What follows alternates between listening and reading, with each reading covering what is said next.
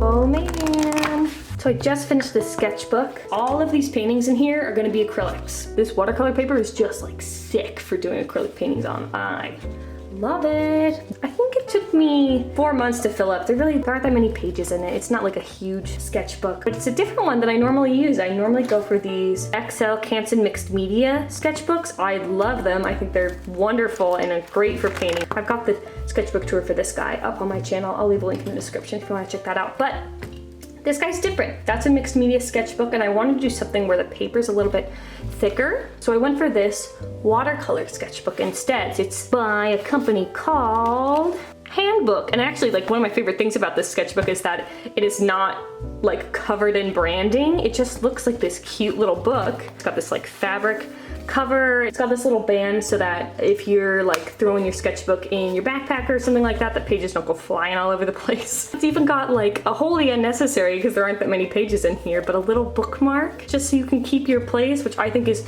super cute, and it's orange, which is like one of my favorite colors right now. I did put a little smoothie cup right on my book and got a little water ring, but you know, whatever. My sketchbooks are very messy, as you can see anyway. I'm a pro messy sketchbook person, so I really don't mind that that's there. But it's finally full, and I actually, for the first time ever, I'm gonna be selling the paintings in this sketchbook on my website, emilymackeyart.com. I wanted to have some paintings available that are a little more accessible. So if you're not a person who can like super afford one of my big paintings, but you've always wanted a piece of mine, you can totally get a sketchbook page, which is gonna be a lot less expensive. I think a lot of these guys are gonna be between like $30 and $80. So if you're interested in that, go check out my website. If you feel like supporting me and my stuff, buy a painting. Let's get in here and get started. The first page in the sketchbook is always really hard to do because there's this like psychological hurdle I always feel like I need to jump over, where like I want this page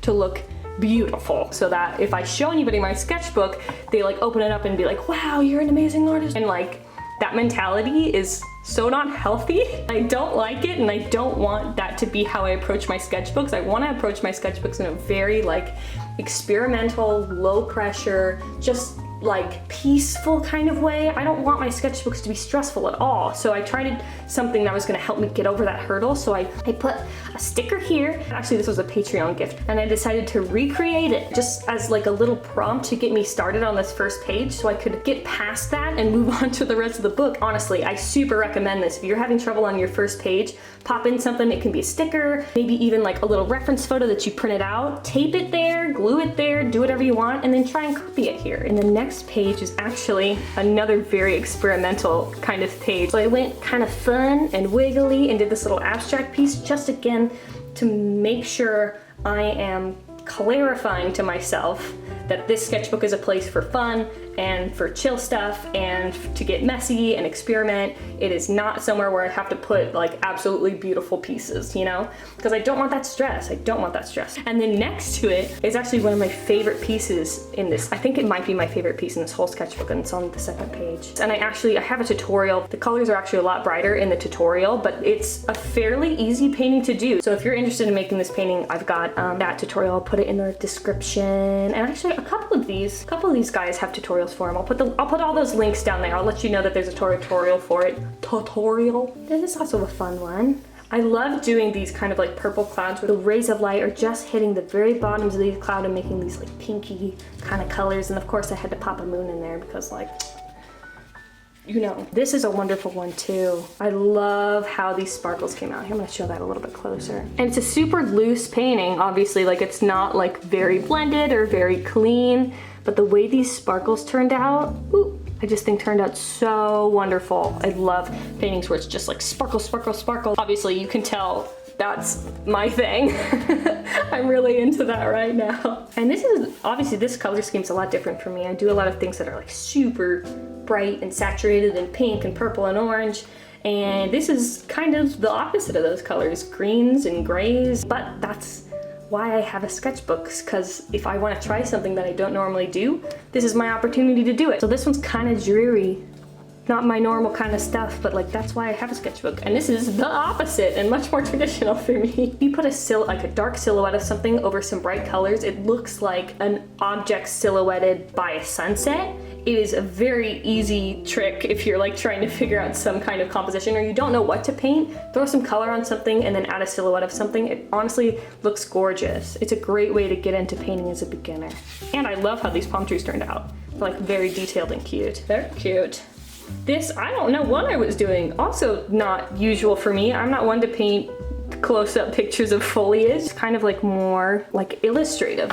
Oh, I love this one. I want to start adding some of these like spookier kind of themes. Lightning coming down, hitting the mountain, it's dark. Love how this turned out, except that I wish there was some more contrast between this line of trees there and these trees that are here. You can kind of see the difference, but I made this tree line too dark. I want these black trees to be able to stand out more, and that just like didn't happen with this. Is a great opportunity for me to look at this and be like, oh, I love this, I'm obsessed with this, I want to do this painting again, but next time I'm gonna make these changes. Actually, I got a tutorial for this one, super fun. So the tutorial for this guy is in my description.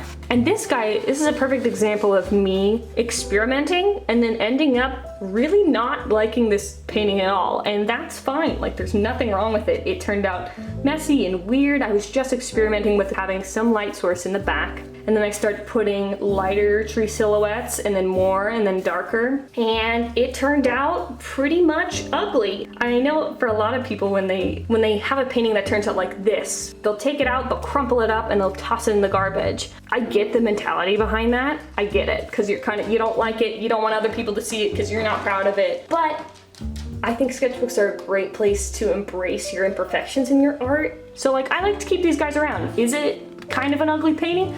Yeah. Do I not like it? Yeah. But that's okay. That's just a little cloud, a little orange cloud. Orange and purple are like my favorite colors right now. They're showing up a lot in this sketchbook because man, oh man, do I love them. Yeah, here's some more orange and purple. And then I have another like silhouette, just like putting a tree silhouette right there. It kind of like finishes a painting when you don't have any ideas for a painting. This was actually a painting that I did for, funny enough, Coors Light. Yeah, they contacted me about hosting a live stream for them on their Instagram and doing this painting. It was a crazy bananas experience, and I actually don't drink beer. It's not my thing. But it was interesting. I don't paint mountains super often, but I really love the mountains, and after painting that one, I wanted to do something a little different, and like this painting, also like I would change so many things. It needs more contrast, it is very like rushed. The concept, super fun. The composition in general, I really like. It's just like not contrasted in the right way. Little flowers in the grass, and like I really like it. It's fun. Ooh, this one I actually did a walkthrough for. Trees aren't something that I do very often, but I want to get into them more because God almighty, look at them. Love a tree. I love a tree. They're like thin branched and they have leaves on them and they're connected to like these bushes, and I've got these like clouds. This is very like, this feels very Midwest to me, which is where I'm living now. And it's a very warm, comfortable vibe, and I really love how it turned out. This is actually, oh, Bindy's vet appointment that I just have that there, but also in here is little compositions. When I was working on doing something for this painting, I tested out doing this color gradient first in my sketchbook before I did this. And the gradient turned out beautiful. The silhouettes turned out not as hot. Don't love how this tree looks. And like, I need more contrast with that mountain back there. There's a lot of things that I was able to learn by doing the sketchbook page before I did the tutorial for this guy. Ooh, I love this one. The sky usually gets lighter down below and darker as it goes up, but this is reversed, kind of, because it's from an airplane view, which is a very messy painting. These brush marks are all over the place. They are not smooth, but this painting turned out gorgeous anyway, and I really like this kind of like streaky, wispy style I experimented with, and it's something that I want to pull more into my pieces. Here I am again with orange and purple. You can see the sky reflected in the river. I've been so drawn to like light, especially in landscape pieces. So like having this sunset where the light's reflecting on the clouds and just like tiny little specks, and it's so vibrant and beautiful. I am so drawn to this kind of stuff right now. It is like all I'm painting. Oh, and I love these. Oh, I love these. I might do a tutorial specifically for this guy because it's just so beautiful. Maybe for this guy too. I don't know, I love how this page turned out. I love that I chose colors that were super vibrant, and I just did small ones next to each other, and these were super quick paintings. Like, I want to say these probably took me 20 minutes each, maybe? Like, they're just a lot of my paintings in here are very quick. I'm obsessed with this one. This one too, I love how they look next to each other.